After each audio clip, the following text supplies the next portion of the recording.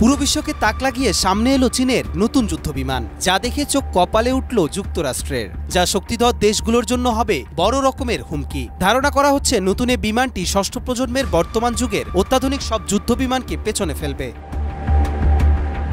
যুক্তরাষ্ট্রসহ বিশ্বের অন্যান্য দেশগুলোকে সামরিক শক্তির জানান দিতে এবার ষষ্ঠ প্রজন্মের যুদ্ধবিমান নিয়ে এলো চীন। সম্প্রতি নতুন এই যুদ্ধবিমানটি পরীক্ষামূলক উড্ডয়ন করেছে দেশটি, তবে এতদিন বিমানটির খবর আত্মগোপনেই রেখেছিল তারা। চীন বিগত কয়েক দশক ধরে উন্নত ও আধুনিক প্রযুক্তির যুদ্ধবিমান তৈরির পরীক্ষা চালিয়ে আসছিল। এবার সব জল্পনা ও কল্পনার অবসান ঘটিয়ে অবশেষে উঠতে দেখা গেল চীনের তৈরি সর্বাধুনিক জেট বিমানটিকে। আন্তর্জাতিক বিভিন্ন গণমাধ্যমের তথ্য অনুযায়ী এই বিমানটির নাম হোয়াইট এম্পেরর। চীন আনুষ্ঠানিকভাবে এখনও তাদের এই বিমানটির বিষয়ে কোনো তথ্য প্রকাশ করেনি, তবে বিভিন্ন সংস্থা ও আন্তর্জাতিক গণমাধ্যমগুলো জানিয়েছে চীনের নতুন এই বিমানটি হাইপারসনিক যুদ্ধবিমান। মূলত হাইপারসনিক যুদ্ধবিমান পৃথিবীর বায়ুমণ্ডল ছাড়িয়ে মহাকাশে যেও আক্রমণ করতে সক্ষম।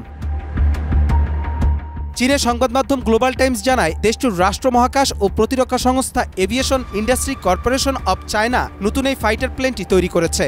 ষষ্ঠ প্রজন্ম রাডার ফাঁকি দেওয়া সহ সামরিক সক্ষমতার জন্য এতে ব্যবহার করা হয়েছে একাধিক ওয়েপন সিস্টেম। হোয়াইট এম্পেরর ষষ্ঠ প্রজন্মের যুদ্ধবিমান হওয়ায় এটি গঠন প্রচলিত ডিজাইন থেকে অনেকটা ভিন্ন। প্রথম দেখায় মনে হতে পারে এটি বহির্বিশ্বের যান, যা মহাকাশ থেকে পৃথিবীতে প্রবেশ করেছে। চীনের এই যুদ্ধবিমানের খবর বিভিন্ন গণমাধ্যমে ছড়িয়ে পড়ায় এখন থেকে চিন্তিত অনেক রাষ্ট্র, কেননা যুক্তরাষ্ট্র, রাশিয়া ও চীন অনেক আগে থেকেই ষষ্ঠ প্রজন্মের যুদ্ধবিমান তৈরির চেষ্টা চালিয়ে যাচ্ছিল। এমন অবস্থায় চীন যদি সবার আগে আনুষ্ঠানিকভাবে তাদের নতুন বিমানটিকে নিজেদের বহরে যুক্ত করার ঘোষণা দেয়, তাহলে তা পশ্চিমাদের জন্য হয়ে উঠবে উদ্বেগের কারণ।